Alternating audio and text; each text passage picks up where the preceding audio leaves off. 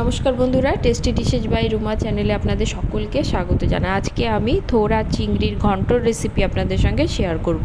থোরের অনেক রেসিপি হয়, তার মধ্যে এই একটা রেসিপি। এই রেসিপিটা কিন্তু অত্যন্ত সুস্বাদু হয়, করাও খুব সহজ। আজকে আমি থোর কীভাবে বানাতে হয় সেটাও দেখিয়ে দেব, সাথে থোরের এই রেসিপিটিও আপনাদের সঙ্গে শেয়ার করব। পুরো ভিডিওটি দেখার অনুরোধ রইল। থোরটা কেনার সময় অবশ্যই হাত দিয়ে দেখে নেবেন। একটু ডাবা দিলে যদি থোরটা নরম থাকে তাহলে বুঝবেন থোরটা বেশ কচি আছে, আর যেগুলো শক্ত হয় সেগুলো কিন্তু একটু ভালো করে সেদ্ধ করে নিতে হয়। থোরটা এভাবে গোল গোল করে কাটবেন এবং নখের সাহায্যে আঁশগুলোকে পেঁচিয়ে নিতে হবে। আমি এভাবে সবগুলো থোর বানিয়ে নিয়েছি। এবার আমি থোরগুলো ঝুরি ঝুরি করে বানিয়ে নেব।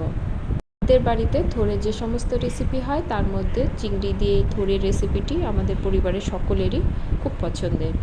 আজকের এই রেসিপিটি ফলো করে একবার বাড়িতে ট্রাই করতে পারেন। কেমন হয়েছে কমেন্টে কিন্তু অবশ্যই জানাবেন। আমার থোরগুলো বানানো হয়ে গেছে, আমি প্রেশার কুকারে একটা সিটি দিয়ে নেব। আপনাদের যদি থোরটা শক্ত থাকে সেক্ষেত্রে 2টো সিটি দেবেন। গ্যাস বন্ধ করে ঠান্ডা পর্যন্ত রেখে দেবেন। অল্প হলুদ দিয়ে সেদ্ধ করব, এতে থোরটা কিন্তু কালো হবে না। আমার থোরটা নরম ছিল তাই আমি একটা সিটি দিয়ে গ্যাস বন্ধ করে দিয়েছি। ঠান্ডা করে নিয়ে ঢাকা খুলে একটু চটকে নেব। এবার আমি চিংড়ি মাছ নেব। চিংড়ির মধ্যে দিয়ে দেব নুন এবং হলুদ। নুন হলুদ দিয়ে চিংড়ি মাছগুলো ভালো করে মেখে 10 মিনিটের মতো রেখে দেব। এই রান্নাটি করার জন্য আর যে সমস্ত জিনিস নিয়েছি তা হলো আলু, একটা মাঝারি মাপের আলু ডুমো করে কেটে নিয়েছি, আর নিয়েছি পেঁয়াজ কুচি আর কাঁচা লঙ্কা। মশলার মধ্যে নিয়েছি 1 চামচের মতো জিরে বাটা, 1 চামচ সর্ষে বাটা, আর নিয়েছি হাফ চামচের মতো আদা বাটা। কড়াতে দিয়ে দিব সর্ষের তেল। রান্নাটি আমি সর্ষের তেলেই করব। চিংড়ি মাছের যে কোনো রেসিপি কিন্তু সর্ষের তেলেই ভালো হয়। চিংড়ি মাছগুলো দিয়ে আমি ভেজে নেব। খুব একটা ভাজার দরকার নেই, খুব একটা ভাজতে গেলে কিন্তু চিংড়ি মাছ শক্ত হয়ে যায়। আমার চিংড়ি মাছটা ভাজা হয়ে গেছে, তুলে নিয়ে ওই তেলেই ডুমো করে কেটে রাখা আলুগুলোও আমি ভেজে নেব।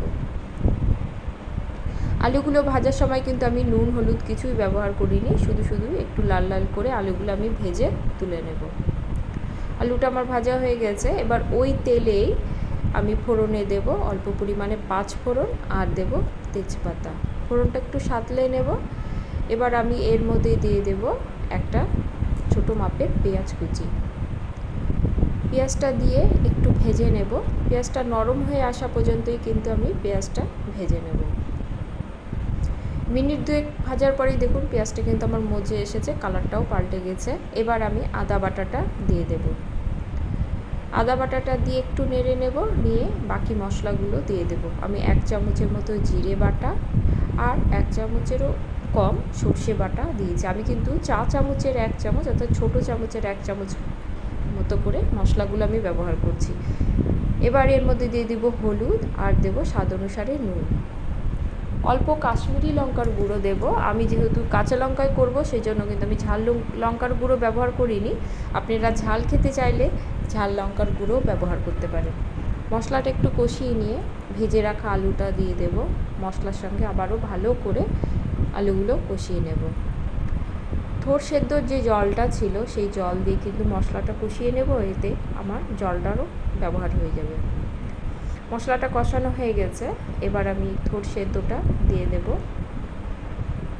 এই জলেই কিন্তু আলুটা ভালোভাবে সেদ্ধ হয়ে যাবে, এক্সট্রা জল দেবার আর প্রয়োজন নেই। ঝালের জন্য 4-5টা কাঁচা লঙ্কা আর ভেজে রাখা চিংড়ি মাছগুলো দিয়ে দেব। ভালো করে মিশিয়ে নেব। মিশিয়ে নিয়ে ঢাকা দিয়ে 5 থেকে 7 মিনিটের মতো রেখে দেব। 5 থেকে 7 মিনিট পরে ঢাকা খুলে দেখে নেব। অল্প পরিমাণে চিনি দেব। চিনিটা অপশনাল, আপনারা পছন্দ না করলে চিনিটা কিন্তু স্কিপ করতে পারেন। চিনিটা দিয়ে আবারও ভালো করে মিশিয়ে নেব। যেহেতু জল আছে, আরও মিনিট 3 মতো আমি ঢাকা দিয়ে রান্না করে নেব। ঢাকা খুলে দেখে নেব। দেখুন জলটা কিন্তু শুকিয়ে গেছে, আলুটা কিন্তু আমার পুরোপুরি সেদ্ধ হয়ে গেছে। আমার আজকের এই থোরের রেসিপিটি আপনাদের যদি ভালো লেগে থাকে লাইক কমেন্ট করবেন এবং সাবস্ক্রাইব করে পাশে থাকবেন, এই অনুরোধ রাখছি। এই পর্যায়ে আপনারা চাইলে ঘি এবং গরম মশলা ব্যবহার করতে পারেন। আমি ঘি গরম মশলা ছাড়াই আজকে রান্নাটি করব। থোরটা একটু জল অবস্থাতেই নামাবো, কারণ ঠান্ডা হলে কিন্তু জলটা পুরোপুরি টেনে যাবে। কতটা সুন্দর কালারটা এসেছে, খেতেও কিন্তু দুর্দান্ত হয়।